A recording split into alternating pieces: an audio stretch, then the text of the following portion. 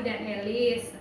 Saya di sini mau memberikan peningkatan pengetahuan atau memberikan edukasi kepada ibu-ibu hamil tentang persiapan menyusui. Ini Bu, sebelum saya memberikan sedikit edukasi, ini Bu ada beberapa pertanyaan, boleh dijawab Bu?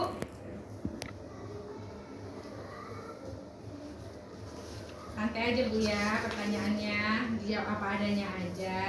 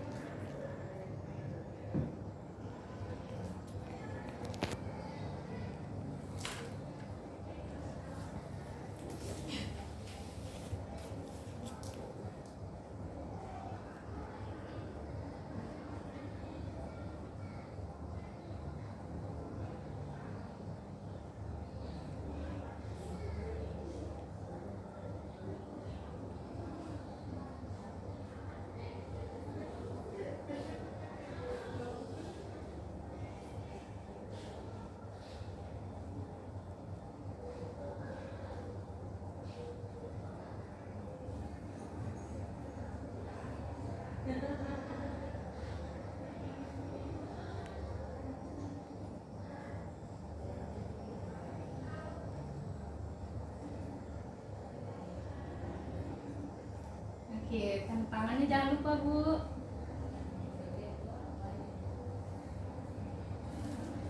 Iya, nama dan tanda tangan ya Bu.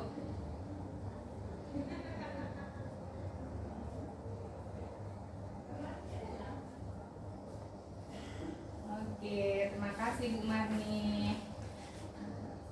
Ibu ini hamilnya udah berapa bulan atau berapa minggu? Oh, udah 6 bulan Bu ya. Jadi ini kan udah 6 bulan Bu, udah kebayang nggak nanti anaknya kalau lahir mau dikasih ASI atau mau dikasih apa? Mau dikasih? ASI, oke mantap. Bu, kenapa kira-kira kita harus memberikan ASI kepada anak kita? Karena ASI itu merupakan nutrisi yang paling sempurna untuk anak itu Bu ya. Tetapi dalam proses pemberian ASI seringkali tidak eksklusif gitu Bu. Mungkin gini, niat di hati kita ingin memberikan ASI, tapi dalam proses perjalanan setelah anak kita lahir banyak orang yang terputus dalam pemberian ASI-nya. Seminggu pertama karena masih nyeri pasca melahirkan, kemudian ASI-nya merasa tidak keluar, tidak banyak, akhirnya tidak memberikan ASI. Banyak yang begitu Bu ya. Jadi saya mencoba untuk memberikan edukasi kepada Ibu Marni nih.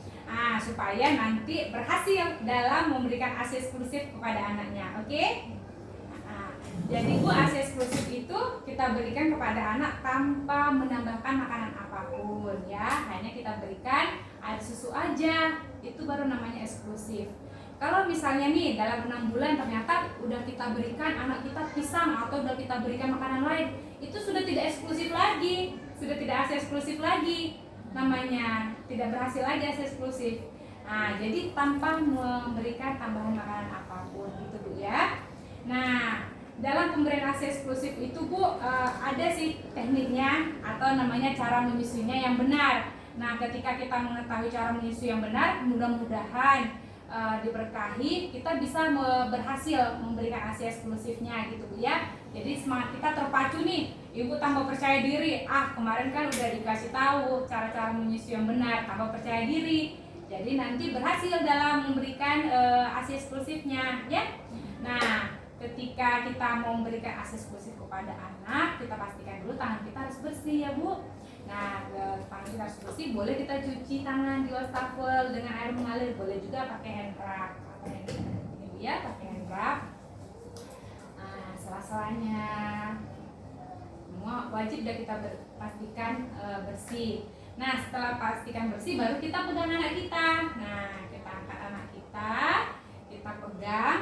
Untuk mau menyusui Bu, posisi Ibu harus nyaman untuk menyusui. Jadi jangan posisi nggak nyaman. Jadi ibunya pun perlu nyaman dalam menyusui, perlu enak juga gitu ya. Jangan nggak nyaman. Aduh sakit pinggang ini bangkunya kerendahan atau di mana nggak nyaman gitu ya. Harus nyaman. Jadi duduk nyaman, bersandar, relax. Kemudian anaknya juga harus nyaman. Si baby juga di gendongan harus nyaman. Posisi menyusui harus benar. Posisi ibu dan posisi bayi. Nah posisi bayi yang benar. Bayi menempel ke dada kita, tubuhnya itu menempel ke dada. Kemudian telinganya sejajar. Nah, sejajar. Nah, setelah posisi bayinya nyaman, posisi ibunya nyaman, baru kita mulai menyusui. Nah, pada saat menyusui kan Bu, ini sekedar informasi, ini namanya areola kan Bu. Nah, ini juga merangsang keluarnya air susu ibu dan ini puting susu. Nah, seperti inilah dia Bu. Nah, di sini. Inilah namanya saluran ASI. Nah, di tempat diproduksi ASI itu di sini Bu. Di areola tadi diproduksi. Jadi itu tidak boleh kita pencet atau kita tutup gitu ya. Nah, kemudian di sini dia. Nah, di sini dia Bu. Yang hitam-hitam itu kan ada hitam-hitam puting susu kita kan? Nah, disitulah dia tempat produksinya. Nah, jadi pada saat menyusui posisi tangan kita harus berbentuk C. C itu gimana Bu Elis? C itu 1 di atas areola, 4 di bawah, menopang susu. Nah, gini. Bukan kadang orang kan Bu gini kan? Gini. Akhirnya membuat tidak berhasil menyusuinya. Akhirnya tidak berhasil ASI eksklusif gitu kan Bu. Nah, supaya berhasil harus didukung posisi yang benar. Tangannya harus C, 1 di atas, 4 di bawah menopang. Kemudian kita harus mengeluarkan sedikit dahulu dan kita oleskan di sini. Nah, sedikit dan kita oleskan. Ini juga merupakan sterilisasi ya. Nah, antibodi juga buat anak ya. Nah, diberikan sedikit kita oleskan. Lalu kita berikan kepada anak dengan memancing anak, memancing mulutnya supaya terbuka, mendekatkan putih. Nah, setelah terbuka baru kita masukkan. Jangan langsung dipaksa. Nah, kita rangsang dulu, kemudian setelah terbuka baru kita berikan kepada anak. Nah, posisi menghisap yang benar itu pada anak Bu, bibir bawahnya harus turun gini. Kayak gini ya, gitu kan? Gitu kan? Nah, baru dagunya juga menempel ke susu kita. Nah, dagunya menempel ke susu, kemudian dia menghisap, terdengar bunyi menelan. Gitu. Nah, setelah itu Bu, baru anak setelah menyusu, terdengar bunyi menelan, anak terpuaskan, dia biasanya anak akan tertidur. Nah, anak rileks tertidur. Setelah anak tertidur, kita membukanya juga jangan langsung ditarik Bu ya. Tapi kita turunkan sedikit dagunya, baru kita lepaskan. Nah, setelah kita lepaskan Bu, anak jangan langsung kita baringkan. Kita apakan dulu? Nah, harus kita sendawakan. Nah, menyendawakan anak Bu boleh di sini di atas, baru kita tepuk-tepuk. Nah, punggungnya kita pastikan hidung dan mulutnya jangan tertutup ya. Kemudian kita sendawakan, terdengar bunyi sendawa anak, boleh juga dengan cara begini. Kita sendawakan. Nah, baru kita baringkan anak, Kenapa harus kita sendawakan Bu? Supaya anak jangan gumoh. Pada saat langsung kita baringkan kan masih kenyang, takutnya dia gumoh, air muntahnya atau bisa masuk ke hidung, jadi anak sesak napas. Nah Bu, ini saya beritahu bahwa lambung anak itu masih sangat kecil loh Bu pada saat lahir. Nah, padahal terkadang nih ibu 1 minggu pertama itu suka kewalahan kan menyusui kan, akhirnya memberikan susu formula. Padahal tadi waktu hamil niatnya udah nih ASI nih, aku harus ASI nih pada hamil. Begitu udah melahirkan, dengar anak rewel, masih sakit lagi habis melahirkan, akhirnya jadi pakai susu formula, ya kan Bu? Jangan Bu ya. Kenapa? Karena meskipun anak itu rewel bukan berarti dia kurang kenyang sehingga kita berikan dia susu formula.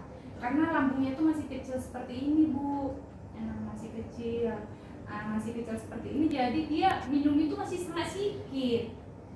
Nah, masih sangat sedikit dia minum, masih kecil kayak gini kandungannya dalam 1 minggu pertama.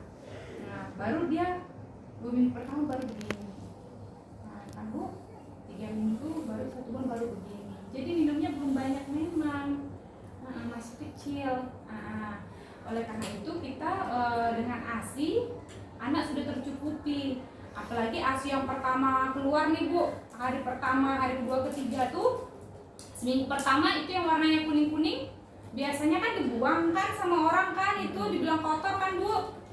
Nah, itu sebenarnya adalah kolostrum. Nah, kolostrum itu adalah nutrisi paling bagus untuk anak. Jadi nggak boleh dibuang nanti Bu ya, harus diberikan kepada anak.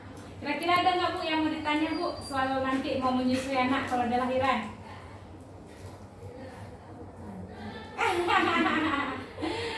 Belum apa, anak pertama bukan isu itu. Tak ada susu anak pertama Bu. Jadi tak dikasih ASI anak pertama. Ada susu jadi kasih.